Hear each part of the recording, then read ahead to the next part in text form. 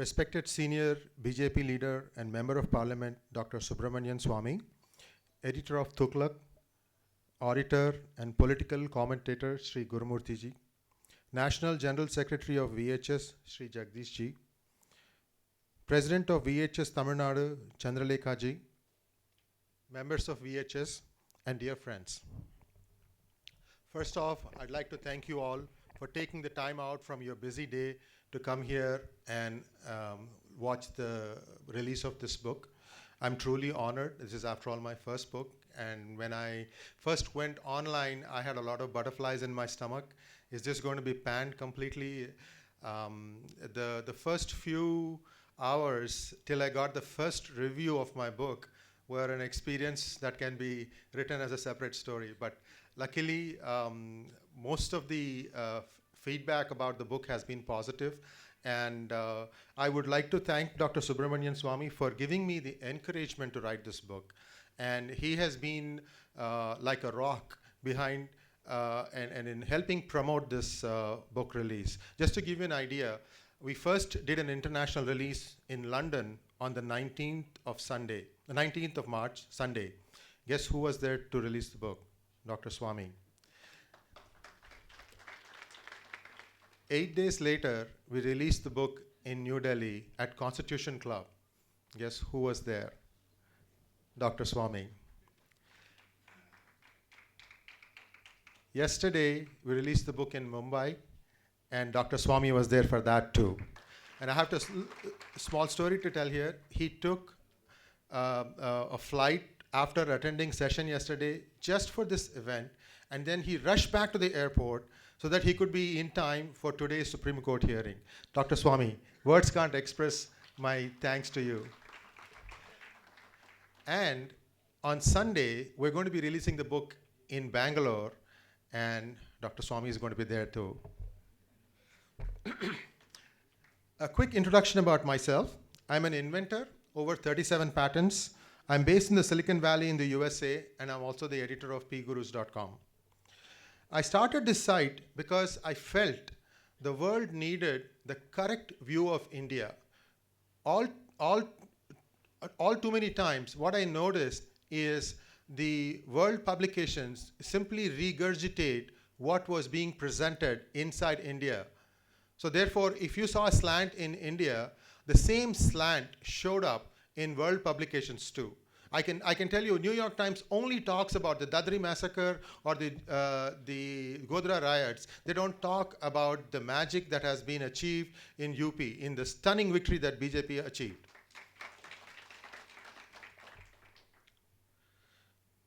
Nothing gives NRIs more pleasure than wishing the best for their Janma Bhoomi and Karma Bhoomi. I'm confident that you will see more of us NRIs doing similar things to what I am doing. India is on a roll, and its growth story is reverberating across boardrooms all over the world. I was born in Chennai, by the way, Rayapuram Hospital, and I grew up in Nungambakam and Royapeta High Road, so I'm as Chennaiite as you are. But I have since gone and lived in other places, but I was born here, so I'm very, very happy to be coming home. Why did I write this book? As managing editor of pgurus.com, while publishing a series of frauds, tax violations, siphoning of money committed by India's premier TV channel and its major promoters, NDTV, an idea struck me for publishing a book to sort of simplify what I was providing as articles, because many of those articles were in-depth. They dealt with how money moves from different countries for the purpose of tax evasion, money laundering, and so on. I wanted to kind of simplify it and present it in a way that a layperson can understand the type of corruption that has gone on for the past 15, 20 years in India. This book is a classic example of how media organizations misuse, violate laws in connivance with corrupt politicians to evade taxes and owners siphoning money to amass personal wealth. In the minds of general public, there is a space and respect for media. Using the halo of journalism, media owners just misuse this position and in the end degrade the values of journalism. There are a few exceptions. Sree Gurumurthy is one. On several occasions, media became the tool of false propaganda, blackmailing, and illegal money making with the blessing of uncouth politicians and corporate icons with hidden agendas. This should be exposed, and that is the reason for this book.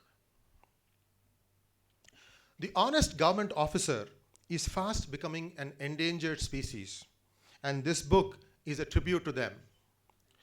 I'm hopeful that in the near future, with the help of luminaries such as Dr. Swami and Sri Gurumurthy, India will pass a Whistleblower Act, which will encourage people to report on the illegalities committed in the workplace with the full protection of law.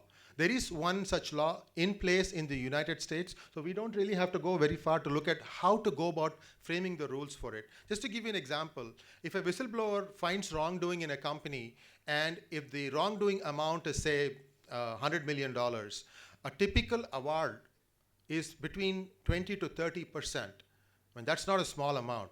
And the whistleblower, all that person has to do is to provide all the right evidence, and his identity is protected, and he is saved from any kind of other activities that might happen to dissuade him from doing that. My sincere thanks to VHS Tamilnadu and the publisher of rare books, Sri Ranganathan. A lot of hard work went into planning this event, and I'm very grateful to them. My sincere thanks also to Dr. Swami for releasing my book in 5 different locations.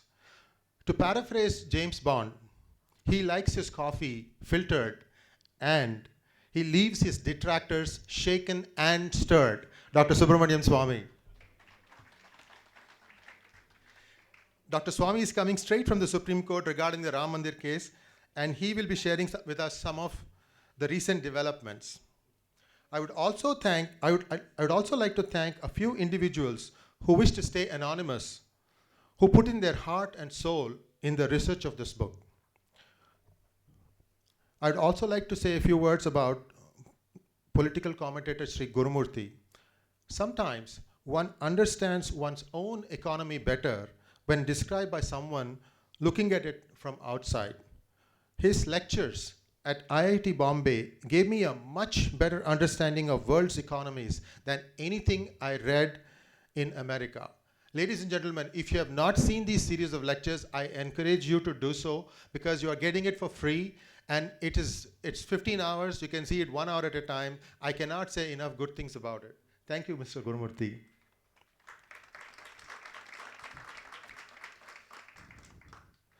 Sri Gurumurthy's interviews on demonetization and how this measure will restore the balance of investing in the right sectors was an eye-opener for India. I think these interviews, they happened in December, and I'm hoping that Sri Gurumurthy will expand today in his talk on how he sees the roadmap of demonetization play out. Thank you once again, Chennai, for all your support, and I hope to be back again here soon. Without further ado, I now request Sri Gurumurthy to release my book. May I request Sri Subbuji, author Dravidamai, to come and receive the first copy from Sri Gurumurthy.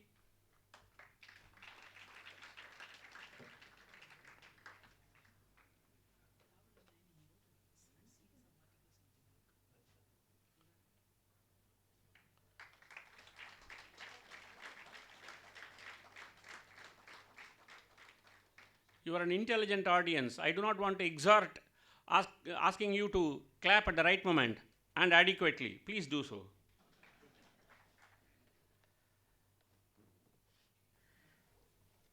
I would have to request Mr. Gurumurthy to come and give his address, and it will be completely impertinent of me to try and introduce our own Mailapurian, Sri S. Gurumurthy, about whom all of you know very well. The latest role that he has adorned himself as the editor of Tuklak, he has been making waves. And even in the question answer, he has been trying to, match late Sri Cho's wit, Mr. Gurumurthy.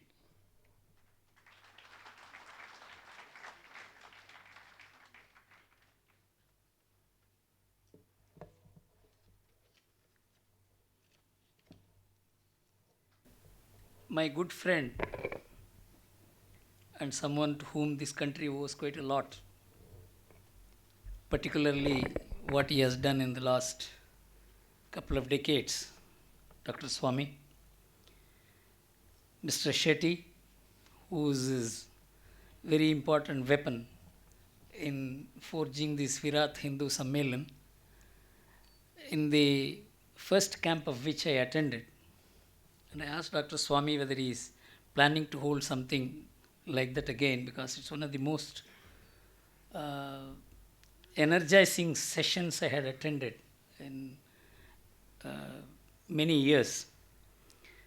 Mrs. Chandralekha, the Tamilnadu president of VHS, and Mr. Sree Iyer, who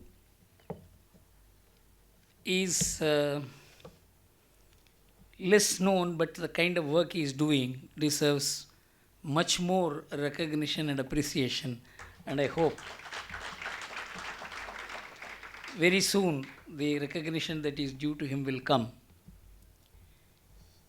In fact, Dr. Swami and me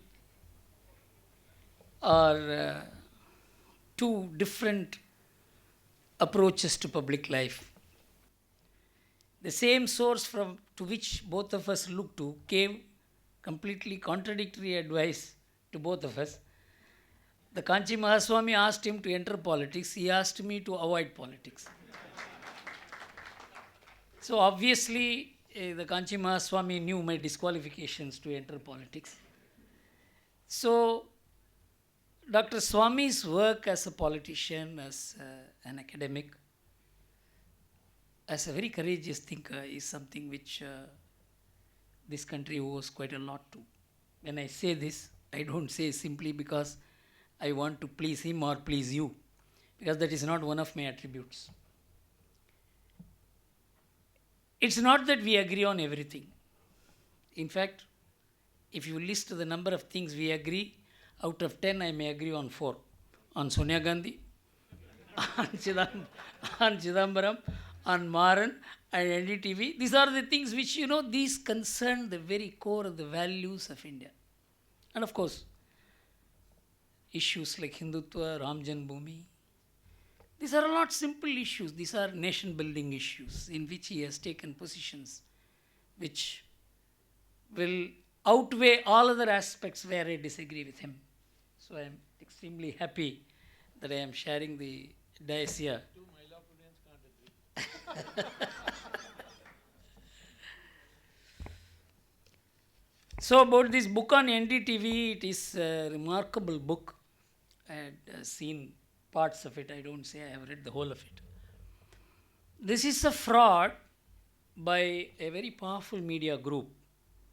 Very powerful in the sense, not in the sense of its reach or its credibility, but in the sense of where it draws its support from outside India, from very powerful church and very powerful opposition. All these people stand by this media.